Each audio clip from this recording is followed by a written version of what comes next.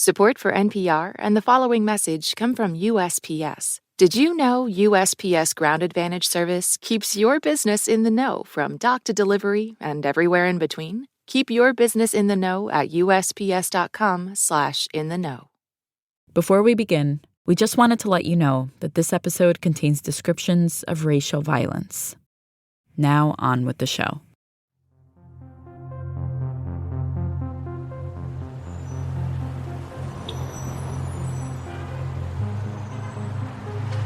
Took his coat off. Now he's wearing a blue shirt with number 15 on it, heading northbound through the complex.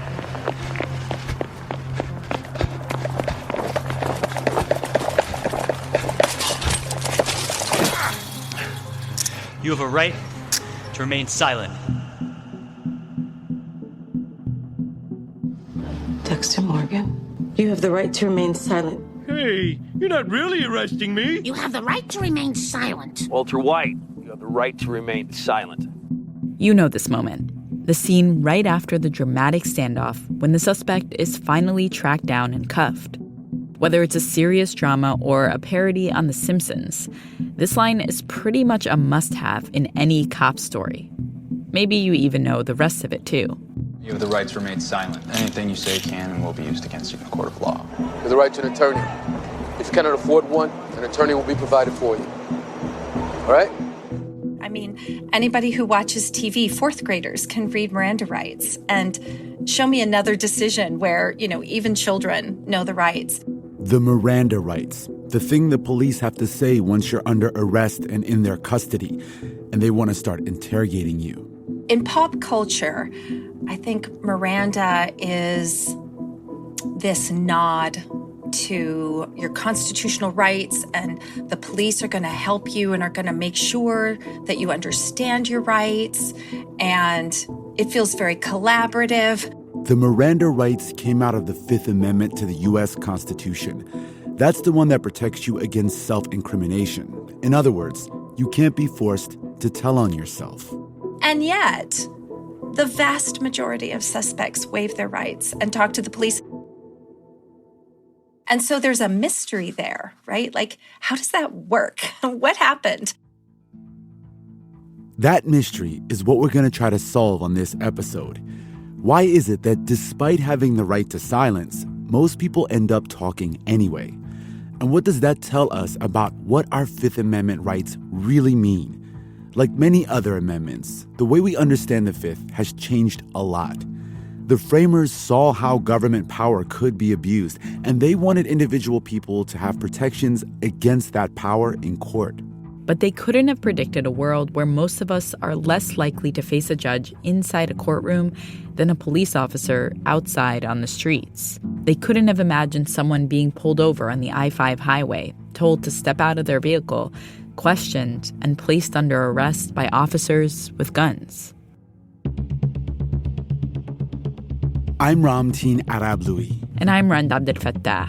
On today's episode of Throughline from NPR, the latest installment in our We the People series, where we look at the past, present, and future of amendments to the U.S. Constitution, why they were created, how they've been enforced, and why fights over their meaning continue to shape life in the United States. Coming up, the Fifth Amendment, the right to remain silent, and how hard it can be to use it.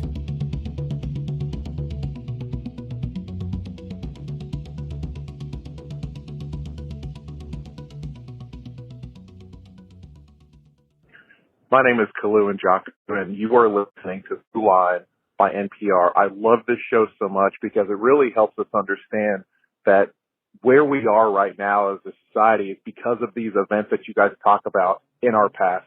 I'm so thankful for you guys. You all keep me so hungry for knowledge, and I wish you guys the best. This message comes from Sony Pictures Classics, presenting The Penguin Lessons, a new comedy directed by Peter Cataneo, starring Steve Coogan as a teacher whose life is upended after he rescues a penguin from an oil-slicked beach in Argentina, 1976. Starts Friday, only in theaters.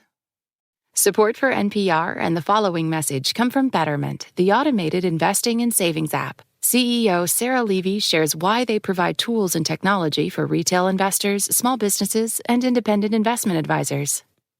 At Betterment, there is one unifying idea, which is the idea of expanding access.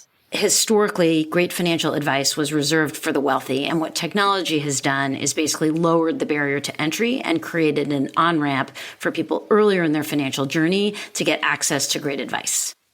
The same is true for small businesses, where mid and small-sized businesses have not historically been able to afford a retirement solution for their employees. So again, Betterment's technology allows smaller and smaller companies to attract the best employees. And then lastly, for financial advisors, what we've done again is expanded access by automating and using the scale that technology can provide. Learn more at Betterment.com. Investing involves risk. Performance not guaranteed.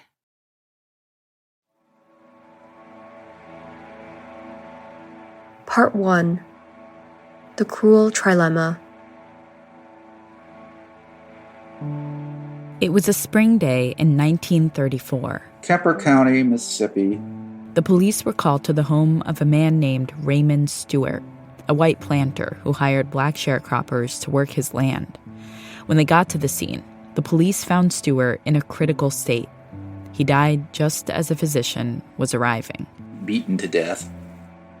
This is Donald Tripps. He's a law professor at the University of San Diego. The deputies immediately focus on 3 African Americans. The primary suspect, Ed Brown, was a 30-year-old black sharecropper who worked on Stewart's farm. Police also believe 2 other black men were involved.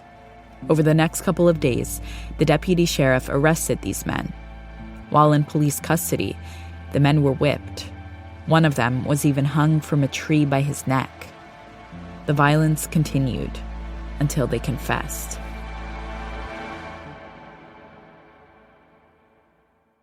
The trial took place shortly after. The 3 defendants testified that they were not guilty.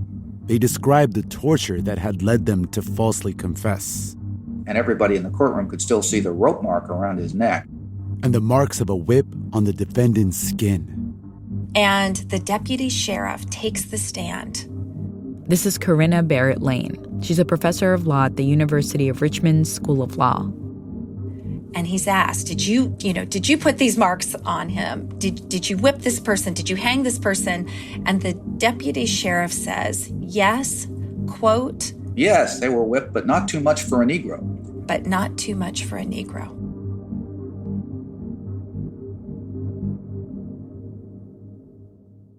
There was no effort to deny this, right? This is in the middle of Jim Crow, in Mississippi. These confessions were the only evidence against the 3 men. Still, all 3 of them were convicted and sentenced to death. But the road didn't end there for them. They decided to appeal on the grounds that their confessions should have been inadmissible. And the case went up to the Mississippi Supreme Court. So the Mississippi Supreme Court affirms the convictions. Even though one of the judges on the state Supreme Court dissented, saying, "The transcript reads more like pages torn from some medieval account. The so-called trial was never a legitimate proceeding from beginning to end. It was never anything but a fictitious continuation of the mob which originally instituted and engaged in the admitted tortures." It's like something out of a medieval torture manual, not from an American courtroom. The defendants appealed again. Their case traveled to the U.S. Supreme Court, who was faced with the question, should their convictions be upheld, even when the only evidence against them was a set of confessions that the police elicited using violence? If you know your Fifth Amendment rights, the answer might seem obvious. But if you don't know your rights, the Fifth, just like many of the other amendments, is a litany of commas and semicolons. So let's break it down. First, it says, no person shall be held to answer for a capital or otherwise infamous crime unless on presentment or indictment. The government can't bring serious federal charges against you without a grand jury. Nor shall any person be subject for the same offense to be twice put in jeopardy of life or limb. You can't get charged for the same crime twice. And finally, the most important part for our purposes in this episode, nor shall be compelled in any criminal case to be a witness against himself. The self-incrimination privilege. In other words, you can't be forced to testify against yourself. it seems so obvious upon reading the text that, like, of course this is supposed to prohibit the police from getting coerced confessions. Of course it is. It pretty much says that. But at the time the defendants in Brown v. Mississippi appealed their case to the Supreme Court, the Fifth Amendment wasn't actually an option for protecting people from state police. Because when the Bill of Rights was written, that wasn't what the framers were worried about. Let's go back to that room when the framers are putting together the Constitution. What is that conversation like when it comes to the Fifth Amendment specifically? They meet in 89. 1789, that is. And the first thing that they do in Congress is propose a Bill of Rights, because the quid pro quo for getting ratification by Virginia in particular and Massachusetts in particular, in those states, there was a lot of sentiment that we don't need this new government, it's too dangerous. People thought of themselves as Virginians or citizens of Massachusetts or New Yorkers. They didn't think of themselves as citizens of the United States so much. And they were worried that this new government posed a lot of threats to them. One of the things they were worried about protecting was people's rights when they were accused of a crime. And they were looking back towards Europe as an example of what not to do. There was a contemporary practice on the continent of Europe where the criminal process relied literally on juridical torture. Juridical torture. It basically meant that the judge had all the power in the world to try and get a confession out of someone by any means necessary. The judge who investigated the case would collect the evidence and question witnesses and so forth. And if there were two witnesses who accused the suspect, then the suspect could be told to confess. And if he didn't confess, then he'd be put on the rack and tortured until he did confess. By the time the American founders sat down to write their new nation's constitution, torture had been mostly abolished in Europe, but not completely. And even practices long since gone were on their minds. Until the mid-1600s, courts in England had their own special way of trying to get a confession out of someone. It was called the Star Chamber. The Star Chamber, which actually sounds like something right out of a sci-fi movie. But it was actually a court where the person accused of a crime would have to appear before the judge without knowing what crime they were being charged with and answer any of the judge's questions. They had to swear before God that they would tell the truth. You know, this is still a religious country, and nonetheless, that was a much more religious period. And the idea that you could be made to swear an oath to tell the truth and confess all your crimes, people really thought their souls were on the line in a very vivid sense. And if they didn't tell the truth, there were real consequences. They could be imprisoned or tortured. People accused of a crime found themselves trapped. It was a tactic that came to be known as the cruel trilemma. This was much worse than a plain old dilemma. It was a trilemma. In this court system, people were presumed guilty, which meant they pretty much had three bad options. 1, confess, because they've been placed under oath and they're guilty. Not a great option. 2, take the stand and lie, say you're innocent, which would open them up to a perjury charge. Or 3, take the stand and refuse to do either of those, refuse to testify, which would open them up to contempt of court. So the point is, you can't win. So this is all in the minds of the framers of the Constitution, right? They're like aware of this history of these practices. Right, yeah. They were afraid that the new government would revert to those practices. There was nothing in the Constitution that would prevent copying those European methods of interrogation. And so this is what the Fifth Amendment was all about, and what the framers were trying to avoid. The Fifth would make sure that the new U.S. federal government couldn't use these European court practices on suspects accused of a crime.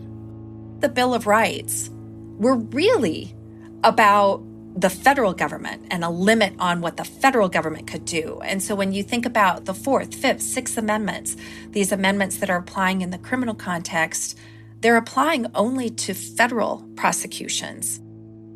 And the problem with that is that 97% of all criminal prosecutions, then as now, occur in the state courts. And so, from the very start, none of the Bill of Rights meant a whole lot 97% of the time, they weren't accessible at all. Most people charged with the crime would go to trial in a state court, not a federal court. The Fifth Amendment couldn't do anything for them. It also couldn't protect people outside of the courtroom. That might seem like a major oversight by the framers, but remember, when they wrote this amendment, they were living in a completely different world. One of the things that's ironic about it, or difficult to get your head around, is that we didn't have 24/7 uniformed police in this country until 50 or 60 years after the Fifth Amendment was written and ratified. And it was a development that no one really anticipated. The grand jurors were your neighbors, the constable, the sheriff, the justice of the peace, they were all your neighbors. And that persisted for a long time. It wasn't until the mid-19th century that more modern features of the criminal justice system we know today began to form. Cities were growing bigger, and crimes like theft were becoming more of a problem. In response, cities began to hire full-time police forces and created criminal penitentiaries. In many cases, police specifically targeted Black citizens. In that Civil War and in its aftermath, it becomes quite clear that states also could deprive defendants of their rights, could treat people unfairly. Again, the Bill of Rights protections only applied against the federal government, so they only protected people in federal courts. And to make them real, they have to apply to the states. Well, how are you going to do that? The answer was within a brand new amendment. The 14th Amendment. All right, we got to pause for a second, because I'm sure you're thinking at this point, isn't this episode about the Fifth Amendment? And the answer is yes. But because the 14th Amendment is a big turning point for individual rights, it's going to play an important part in getting us to the Fifth. So we've talked a lot about the 14th Amendment on the show. We even have a whole episode dedicated to it. It was ratified after the Civil War, specifically to guarantee certain rights to Black Americans. And it's a big amendment, chock full of protections.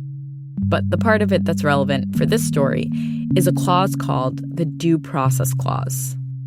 Nor shall any state deprive any person of life, liberty, or property without due process of law. The 14th Amendment said that it wasn't just the federal government that had to respect people's individual rights. It was state governments, too. So now, many of the protections in the Bill of Rights, including the Fifth Amendment, could be expanded. It was like the 14th was like the key to unlock all the other amendments. You've got it exactly right. It is. It was the key they used to unlock it. The 14th Amendment was like a legal tool that could be used to extend the protections of the Constitution. And so it's a very big deal when the 14th Amendment is adopted. And that's what gives the Supreme Court the ability to create new law. And one of the cases where the court applied the 14th Amendment was Brown versus Mississippi in 1936.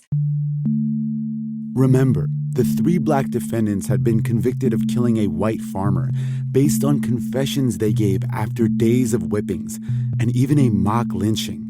They were sentenced to death, but appealed their convictions on the grounds that their confessions should have been thrown out. The question in this case is whether convictions, which rest solely upon confessions shown to have been extorted by officers of the state by brutality and violence, are consistent with the due process of the law required by the 14th Amendment. That's the Supreme Court's very first coerced confession interrogation case where the court comes out and says, okay, we're going to find some protections here. It's the 14th Amendment due process clause that the court turns to find those protections. Coercing the supposed state's criminals into confessions and using such confessions so coerced from them against them in trial has been the curse of all countries. The Supreme Court reverses the men's convictions and says the 14th Amendment due process clause precludes the state from getting convictions using confessions that were obtained by brutality or violence. In the decision, they even mentioned those European courts that the framers were so wary of. It was the crowning infamy of the Star Chamber and the Inquisition and similar institutions. The Constitution recognized the evils that lay behind these practices and prohibited them in this country. And in so doing, the court establishes what has come to be known as the voluntariness test. The voluntariness test, as in, was that confession voluntary? It is the due process clause prohibits the use of confessions that were obtained against a person's will, that were involuntary due to police action in some way. The Supreme Court recognizes it, states it for the very first time in Brown versus Mississippi. So, great. End of story, right? The problem with the voluntariness test, which became more and more clear over time, is what does it mean for a confession to be involuntary? Sure, the Supreme Court says, well, the police have to do something that overtakes your will. I mean, what even does that mean, and what are we going to consider? That's coming up.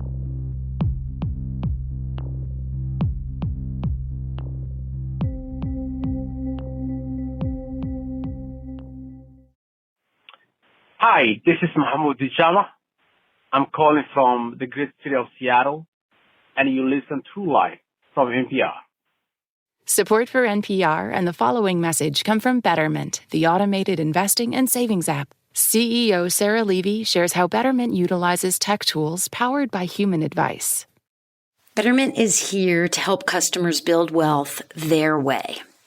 And we provide powerful technology and complete human support where technology can deliver ease of use and affordability, and the people behind that technology can provide advice and guidance. Learn more at Betterment.com. Investing involves risk. Performance not guaranteed.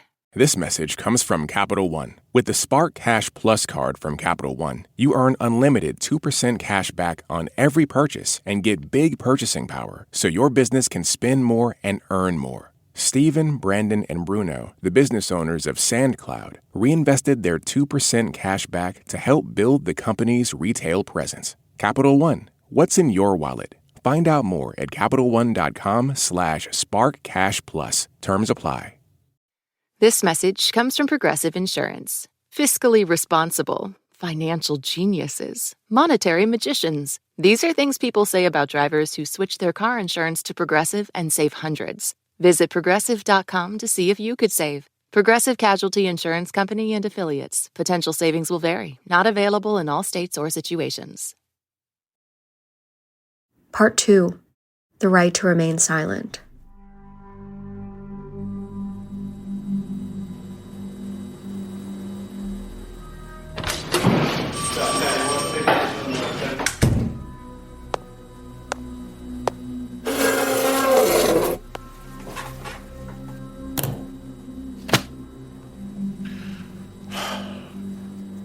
You know as well as I do that in all these cases where two or more persons pull off a job like this, someone always ends up talking.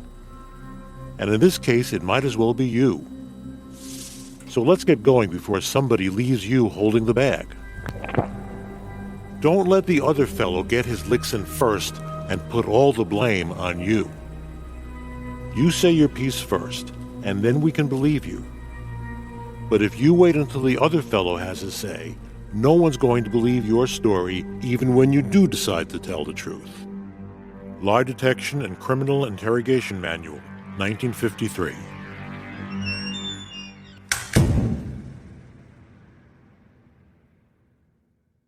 So, in Brown v. Mississippi, the court rules that the confessions that were coerced by police can't be used.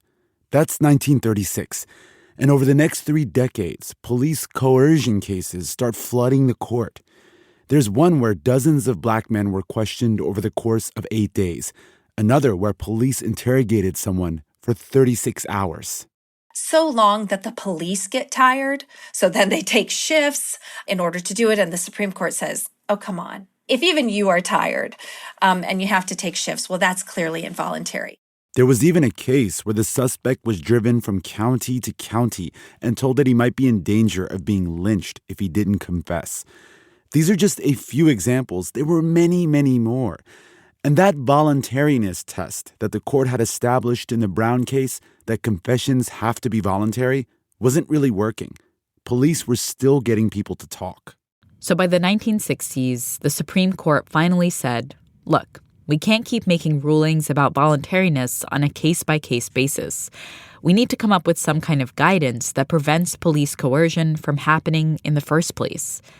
Which brings us to 1966. Miranda versus Arizona. Ernesto Miranda was arrested for kidnapping and rape. And the police arrested him, and they questioned him about the crime, and he made oral admissions about it. He confessed to both. And then they had a formal statement typed up, and he signed that. Ernesto Miranda was convicted, which he later appealed on the grounds that police had not informed him of his right to remain silent. His case made its way up to the Supreme Court, along with 3 other ones that raised similar issues regarding police-coerced confessions. And when the Supreme Court got their hands on these cases, they decided, this is our chance. This is how we can create guidelines that finally tell the police how they need to behave and how suspects could be informed about their rights during interrogation. They took 4 different cases because they were trying to set a rule, and Supreme Court justices wanted a menu of different fact situations so they could say, here's what happens in this case, here's what happened in this case, and so forth. This is something that the Supreme Court does from time to time. Brown v. Board, Roe v. Wade, where they take a number of similar cases that share similar legal issues and give one cohesive ruling that can be applied to all of them. Kind of like when you want to prove a point. The more examples you can provide, the stronger your case for it. And so with these 4 cases under the heading of Miranda v. Arizona, the justices began writing up some guidance to address the issue of police coercion. And what the court says is, listen, we've said for a long time, we've said since Brown versus Mississippi, that a confession must be voluntary. But the court also says that most of these confessions that are obtained by police are not voluntary. And that's because the environment in which interrogations take place are inherently coercive. Because think about it, being physically restrained and kept in a dark room is probably going to make you feel scared. This is a reading from the majority opinion written by Chief Justice Earl Warren. Unless adequate protective devices are employed to dispel the compulsion inherent in custodial surroundings, no statement obtained from the defendant can truly be the product of his free choice. Being alone in an interrogation room is designed on purpose to overcome your will. And the court says any confession that comes out of custodial interrogation, meaning you're in custody of police, being interrogated, and you can't leave. The court says the only way to neutralize the inherently coercive nature of custodial interrogation is to first warn a suspect and to say, you have the right to silence. Anything that you say can and will be used against you. In other words, your Fifth Amendment right against self-incrimination now applies when you're being interrogated by the police.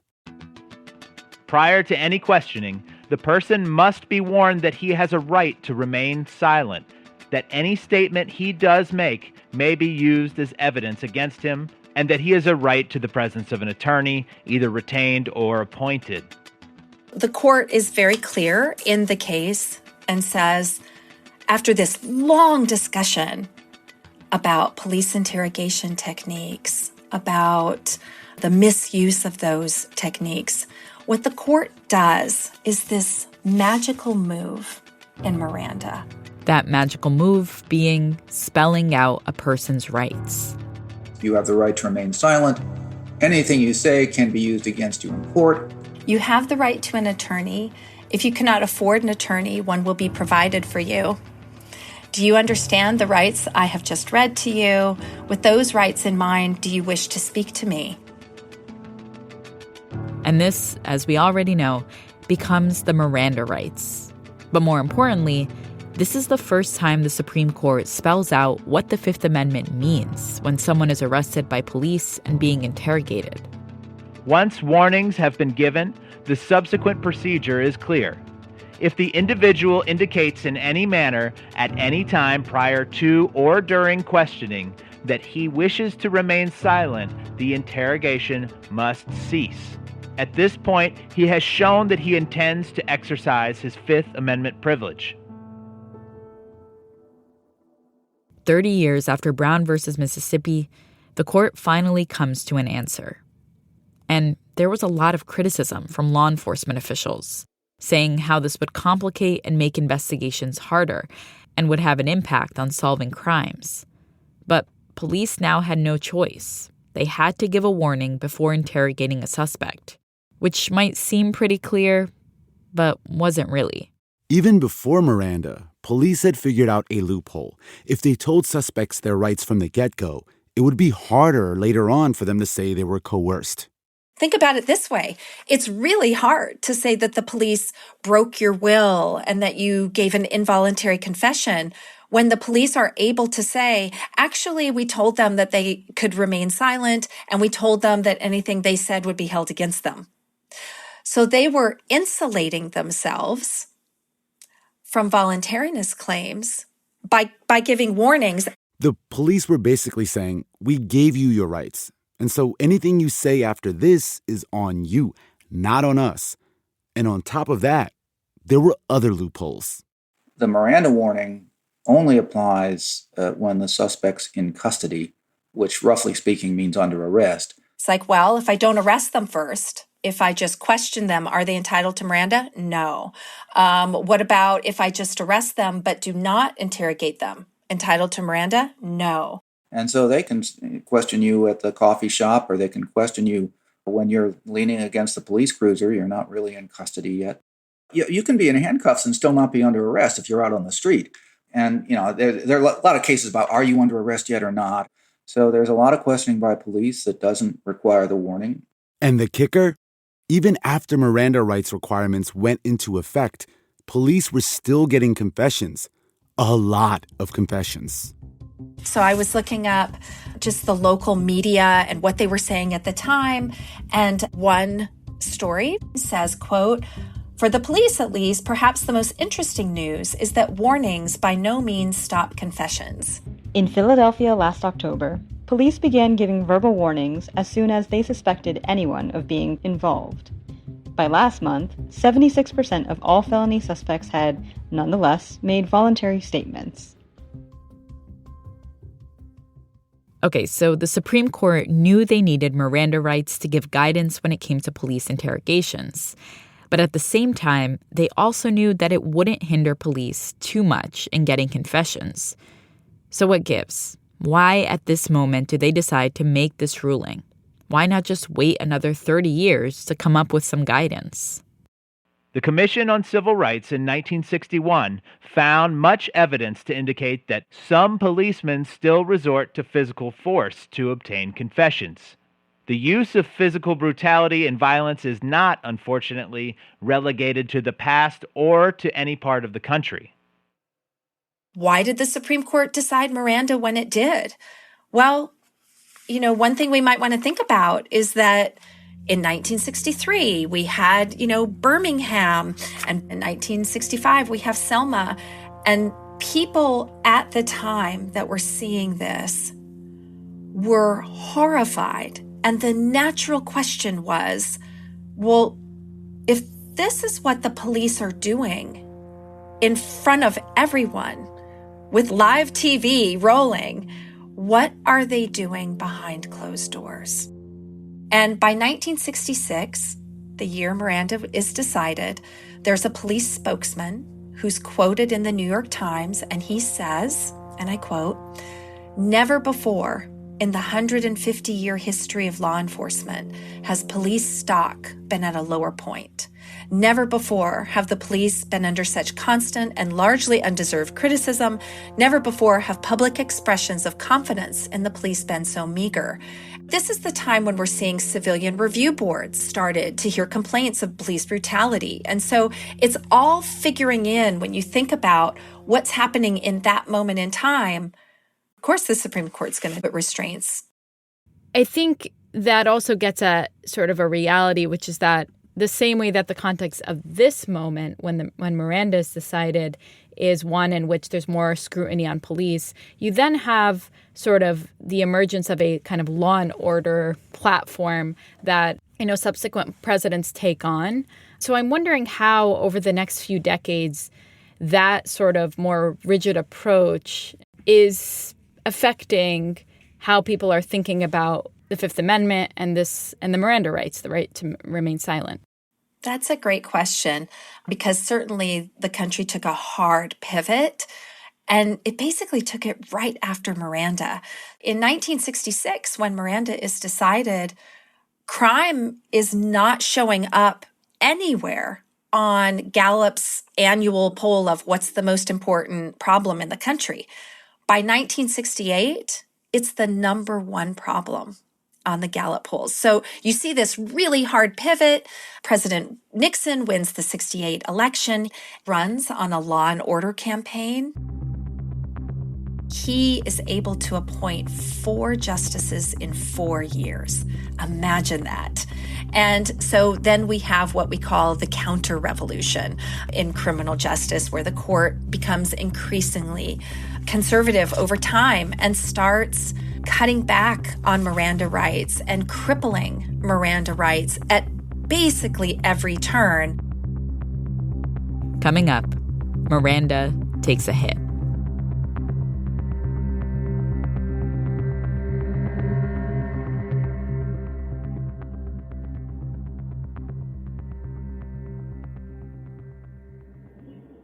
Hi, my name is Brandon Forder. I live in Groveland, Florida. You're listening to Throughline from NPR. This message comes from NPR sponsor Dana-Farber Cancer Institute. It's called protein degradation, and if you're a bad protein in a cancer cell, you'd better get your affairs in order. Because now, thanks to Dana-Farber's foundational work, protein degradation can target cancer-causing proteins and destroy them right inside the cell. This approach is making a difference in multiple myeloma and other blood cancers, and is how Dana-Farber is working to treat previously untreatable cancers. More at danafarber.org/everywhere. Part 3. The right to remain silent if you know how to use it.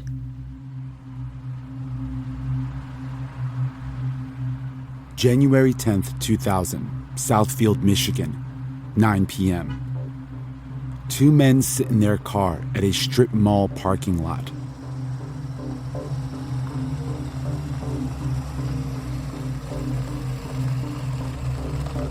A van pulls up to the car, rolls down the window, and sprays the car with bullets.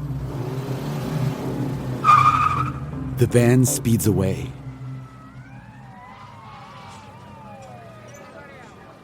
One person is killed, the other severely wounded. Police investigation quickly pointed to 2 suspects, one of them named Vanchester Tompkins. But the police couldn't find Tompkins following the shooting. He managed to evade police for over a year, until he was finally caught outside of Michigan. So Tompkins was charged with a drive-by shooting. There was a murder and another fellow was badly hurt. And Tompkins was arrested in Ohio, and the Michigan detective went down to Ohio to question Tompkins there, and gives the Miranda warning. You have the right to remain silent. Anything you say can and will be used against you in a court of law. The police read Tompkins his Miranda rights, and he doesn't say anything. So imagine what that looks like. They say, you have the right to silence, anything you say may be held against you, blah, blah, blah. And so he just is silent. He just sits silent. But never says, I'm waiving my Miranda rights, never signs the card. Usually there's this form or At least there was until this case. So there was this form where they read you your rights and then they give you the form saying, I understand my rights. And he doesn't say anything. They are interrogating him. And even the police say, well, it was nearly a monologue, right? So for 3 hours, he just sits there silent as they're accusing him and doing all these things. He makes a few kind of one-word answers or shakes his head, but he does not engage in any kind of conversation with the detective. Until, after hours, the police turn to what they called a spiritual approach, an appeal to his conscience and religious beliefs. So they ask him, do you believe in God? And he says, yes. And then they say, do you pray to God? And he says, yes. And then they say, did you ask God to forgive you for shooting the victim? And he says, yes. Oops, there it is.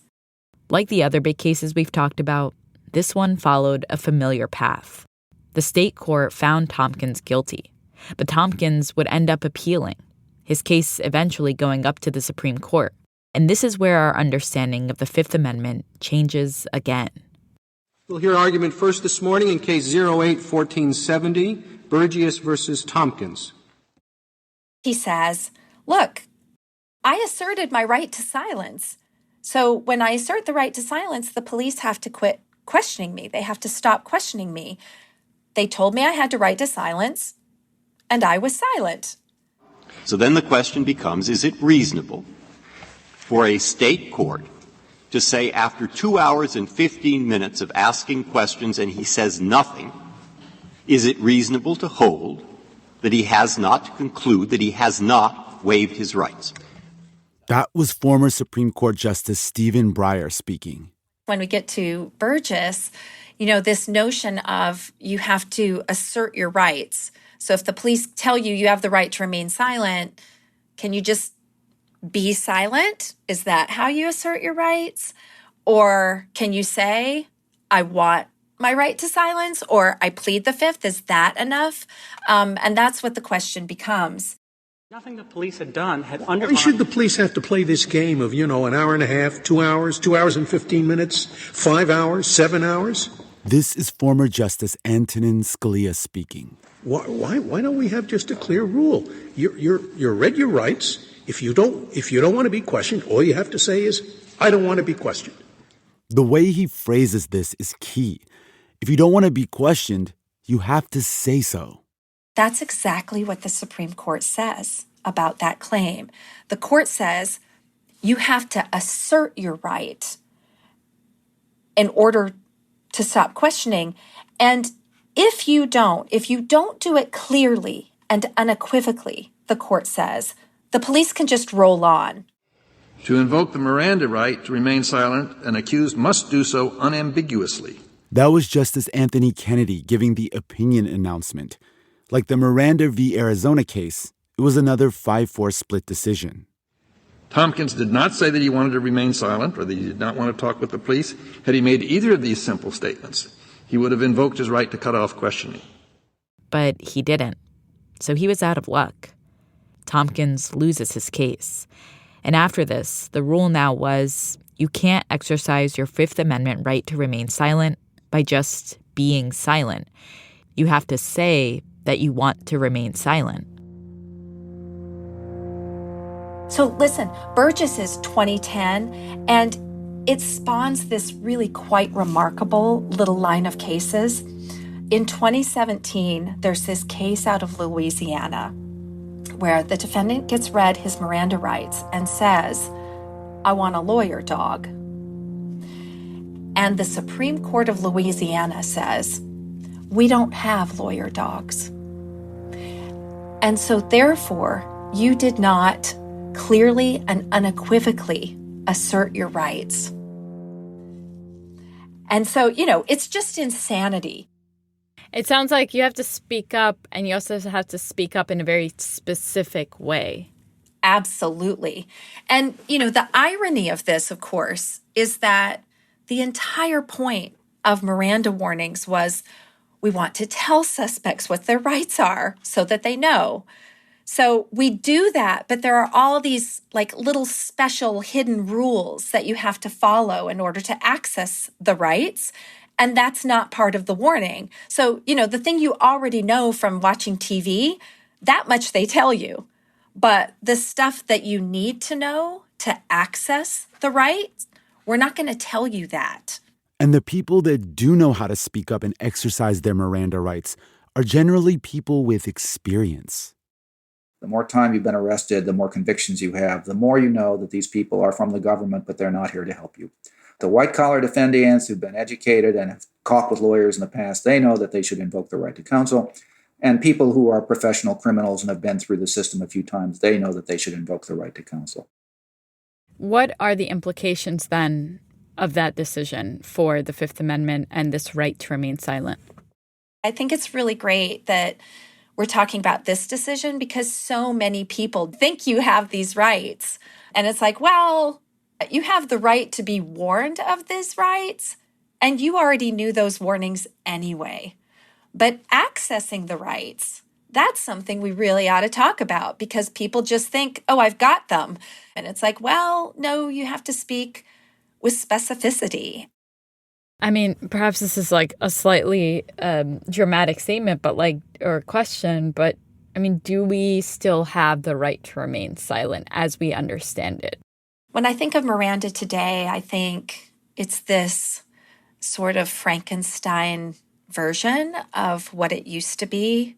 It's been clipped, so much and is so misshapen now that it's really lost its ability to, do much good or, for critics, much evil.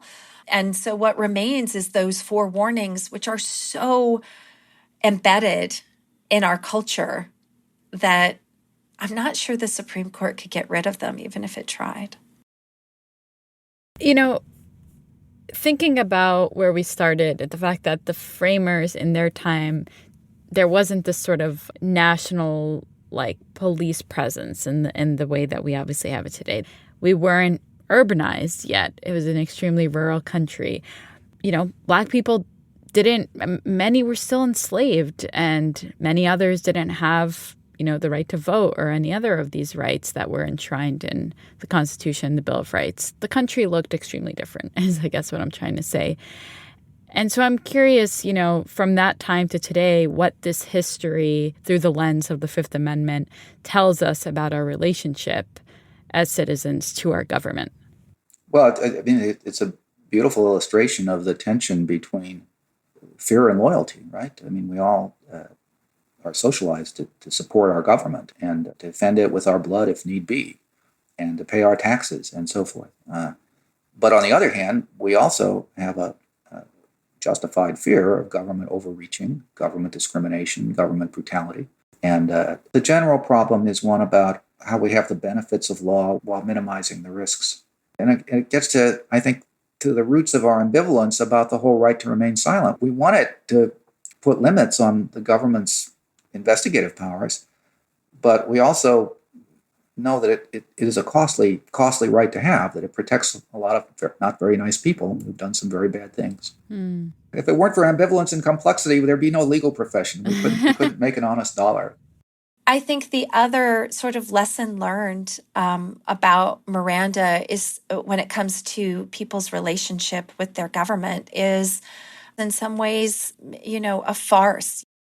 You watch TV and they give you the Miranda rights and you claim them or, they respect them and it feels right and true and good. And in practice, the cases that we're seeing are all the different ways where that's not true. If I have to give Miranda rights, well, then maybe I want to arrest him first. Maybe I'll just interrogate him.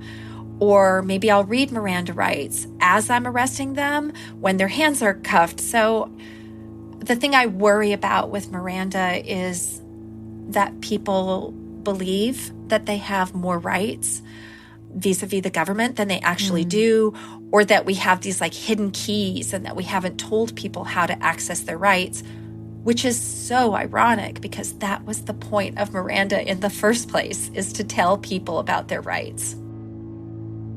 I remember having an interrogator in my criminal procedure class, and he was somebody I worked with as a prosecutor. I brought him in to talk about how they get confessions, and he talked about it, and one of the students raised their hand and said, well, I don't think this is fair. And his answer was, but it's legal. The Supreme Court said I could. Wow. Fair and legal are not always the same thing, is what they're saying. Absolutely. And I've never forgotten that. I see the story of the Fifth Amendment as being more a story about the Supreme Court's relationship with the people and how constitutional provisions that perhaps were designed for one thing can and do grow, and they also shrink.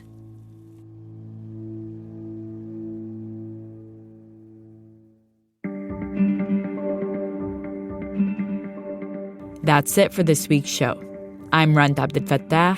I'm Ramteen Arablouei, and you've been listening to Throughline from NPR. This episode was produced by me. And me, and Lawrence Wu, Julie Kane, Anya Steinberg, Casey Miner, Christina Kim, Devin Katayama, Irene Noguchi. Voiceover work in this episode was also done by Blaze Adler-Ivanbrook, Corey Turner, Sarina Divina Gracia, Neil Rausch, Christian Benford, Scott Lane, and Irina Wong. Thanks also to Tracy Macklin and Daniel Medwed for their help on this episode. Thank you to Jonette Oakes, Keandre Starling, Johannes Durgi, Tony Cavan, Nadia Lancey, Edith Chapin, and Colin Campbell. Fact-checking for this episode was done by Kevin Vogel. This episode was mixed by Robert Rodriguez. Music for this episode was composed by Ramteen and his band Drop Electric, which includes Anya Mizani, Naveed Marvi, Sho Fujiwara. And finally, if you have an idea or like something you heard on the show, write us at throughline@npr.org. And if you don't already, please follow us on Apple, Spotify, and the NPR app. That way you'll never miss an episode. Thanks for listening.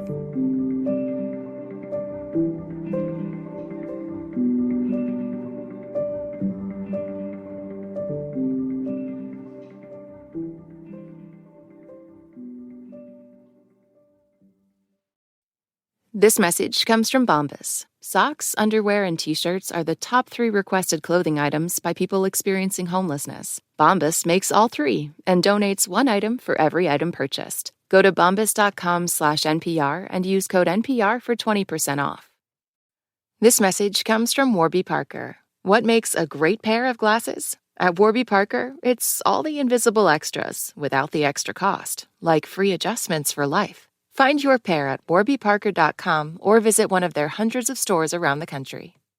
This message comes from NPR sponsor Oracle Cloud Infrastructure. AI needs lots of speed and computing power. So how do you compete without costs spiraling? Upgrade to Oracle Cloud Infrastructure. OCI is the blazing fast and secure platform for your infrastructure, database, application development, and AI workloads. Now, till the end of March 31st, 2025, new U.S. customers with a minimum financial commitment can cut their current cloud bill in half. See if your company qualifies at oracle.com/NPR.